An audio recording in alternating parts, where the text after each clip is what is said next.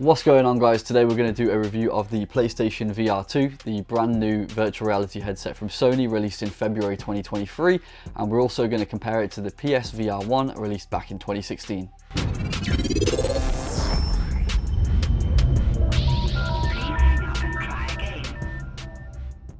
So first things first, there's a whopping 7 years difference between the second release of PlayStation VR and the first one that we had back in 2016. Obviously this is quite a lot of time, and graphics and technology have changed since then, so it's nice to see the latest technology implemented in PSVR2. The great thing about this headset is that it's actually fully comparable now to the PC market for virtual reality. This is something now that Microsoft are hugely missing out on. Not entirely sure why Xbox haven't done their own virtual reality headset when Sony's already released 2 of them, so sorry Microsoft, you're missing out there. So to start off, we'll discuss what makes this headset different from PSVR1 in terms of the headset itself. So on the headset itself this time, we have haptics and rumble. This means that you can actually feel the vibrations of the wind on your face in a game, or bullets go past your head, and so on and so forth.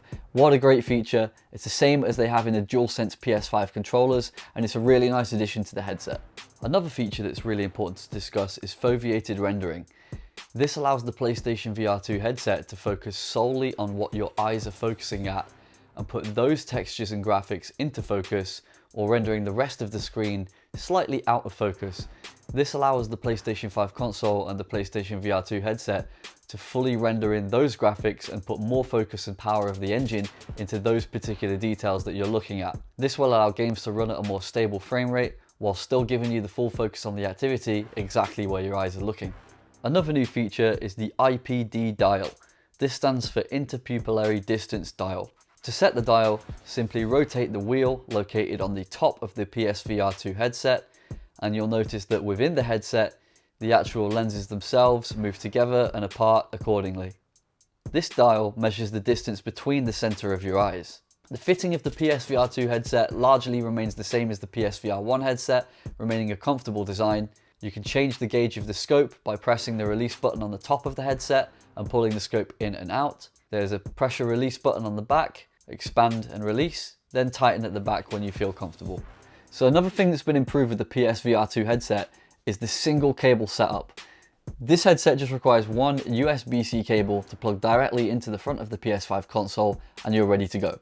The old model, however, with PSVR1 required a processing box that went between the headset and the console itself.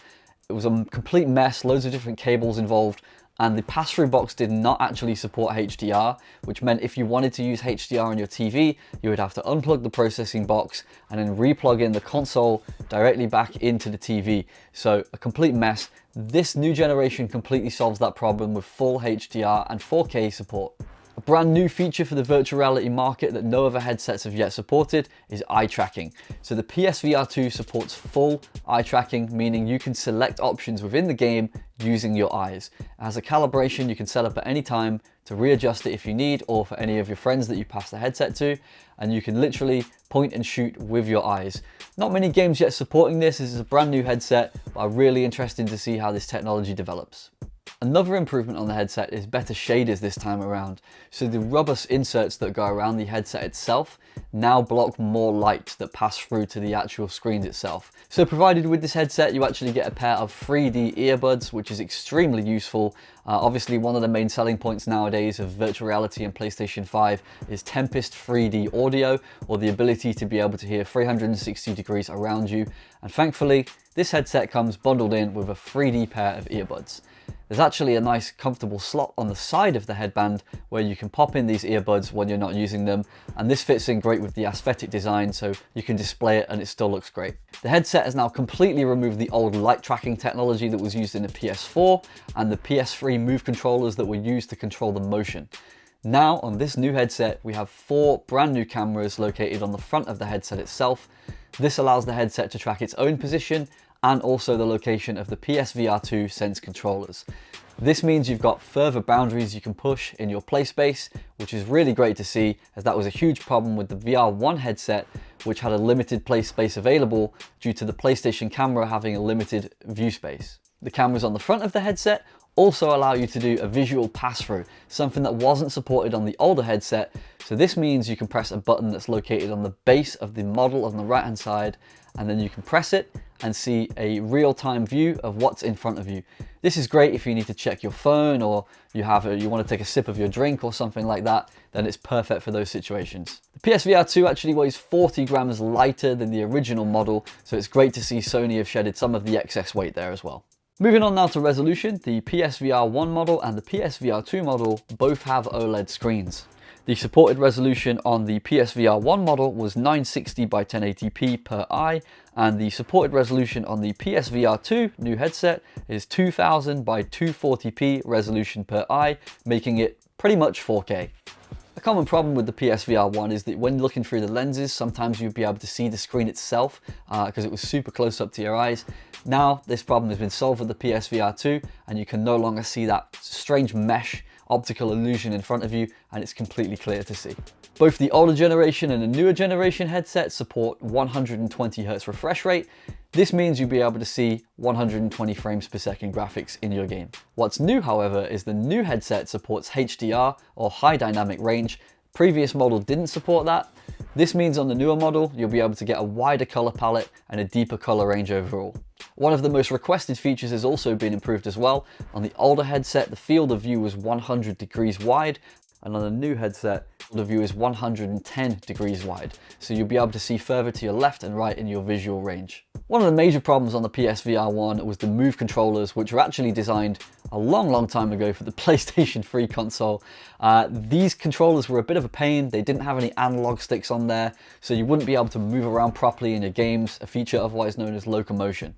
PSVR2, however, has completely redesigned the controllers on the PSVR2 Sense model controllers. These now have analog sticks inside of them, so you'll be able to move full 360 degrees in your game, as well as looking around in virtual reality. That's a hugely requested feature. I'm so glad to see they've brought that to the PSVR2 model. You'll also get haptic feedbacks in the triggers similar to the headband. And again, this is the same as the PS5 DualSense controllers. This means whenever you shoot a gun in your game using this controller, you'll get force feedback on the actual triggers themselves. For example, if you're in Call of Duty and you're shooting a machine gun, a heavy gun, then it will take more strength to pull the trigger. If you're shooting a pistol, then it will be easy to pull the trigger. Of course, each time you shoot the gun and get recoil, that trigger will also fight your finger back and push against your finger. This is an incredible feature on games like Horizon Call of the Mountain, when you're aiming a bow and arrow, and the bow tension is fighting against your finger, and you can feel the string of the arrow and the bow against your fingertips. Overall, the design of the PSVR2 Sense controllers is far superior than the Move controllers, sporting a nice spherical round design, similar to the Oculus models that we've seen previously in the VR market. However, it's a really nice addition to PlayStation. Once again, the PSVR2 tracks these controllers using the cameras on the front of the headset, so you have no annoying light balls on the end of these controllers that you had on the PS3 Move controllers. They were incredibly frustrating. They would light up in front of you, and sometimes you'd be able to see it through the shader, annoying you as you're playing your game and distracting you, taking you out of that virtual reality environment. Moving on to price, this headset costs in the UK £529.99, whereas the older model of PSVR1 at launch was around the region of £349.99. Now that may seem steep at first, but when you consider with the PSVR1, you had to buy a twin Move controller pack at $79.99, plus the PlayStation camera at $49.99, the price quickly added up. It's comparable right now if you add this headset up to the current market that we're in and the specs that it has. It's probably about right, if not a little bit steep. The main problem that we may see on PSVR2 is the lack of actual good titles available. This was a problem on PSVR1. We tended to have a lot of shorter experiences or demo type games that were still full price, but you never really got a great experience with them.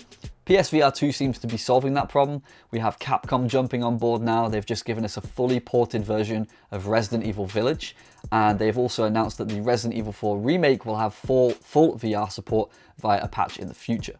Gran Turismo 7 is also receiving full VR support. It's already out now with the patch, whereas previously on the PSVR1, only 1 or 2 tracks were available with only 1 racer in the game.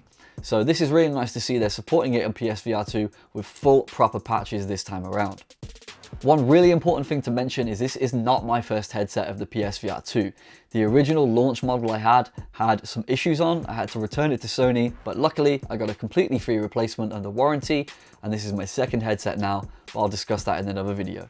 In summary, this headset is leaps and bounds above the PSVR1 headset, and I would highly recommend it. Even for PC users who own a PS5, this headset is still comparable to the PC market and actually a cheaper alternative anyway. One of the main complaints about this headset is it still uses a cable that has to be tethered by a USB-C to the PS5 console. This is actually not really an issue, and I'll explain why. With the Oculus Quest 2, or now the Meta Quest 2 as Facebook have rebranded it, you don't need that cable to be connected to your VR headset. However, this results in far lower resolution and worse textures in your game overall, and then you have the option to tether the headset to a high-end PC to boost those graphics. With this headset from Sony, you're still getting those higher resolution and great textures, but you just need the cable to achieve it. I found that most people, when using the PC VR headsets without the cable, just ended up plugging the cable in anyway to get the better resolution and graphics. A lot of the time, the older resolution and graphics just felt like playing children's games. You didn't really feel immersed in the gameplay, so I'm all in favor of the cable. As you can see here in some of the gameplay from Horizon Call on the Mountain, I'm actually climbing a ladder in virtual reality, taking a quick look round to admire the environments. And wow, how spectacular it is to see that in an almost 4K resolution per eye. I've never seen anything like this before in virtual reality. As I fight enemies in the game, as mentioned before, I'm feeling the rumble in the haptics on the headband as the larger enemies come near me and the wind passing by my headset. The game provides complete full immersion. I can grab over my right shoulder to grab my bow and grab over my left shoulder to grab an arrow. All the while, as I draw the arrow back against the string, I feel the haptics and vibrations in my fingertips as the arrow pulls back. The new resolutions and textures really make you feel like you're within that game. Just looking at some of the guns on the first-person shooters that are available, you can really see the detail, the crisp sharpness of the overall guns, and of course the gunplay is great. You can aim down your sights, reload, pull the trigger, pretty much everything in real time as you would with a real gun. There are other available PSVR2 Sony official accessories, including the Sense controller dock, which charges your controllers, and I have displayed here. That's it for today, guys. I'm going to do another video detailing the issues I had with my first headset that I got. Stay tuned for that one. Catch you next time.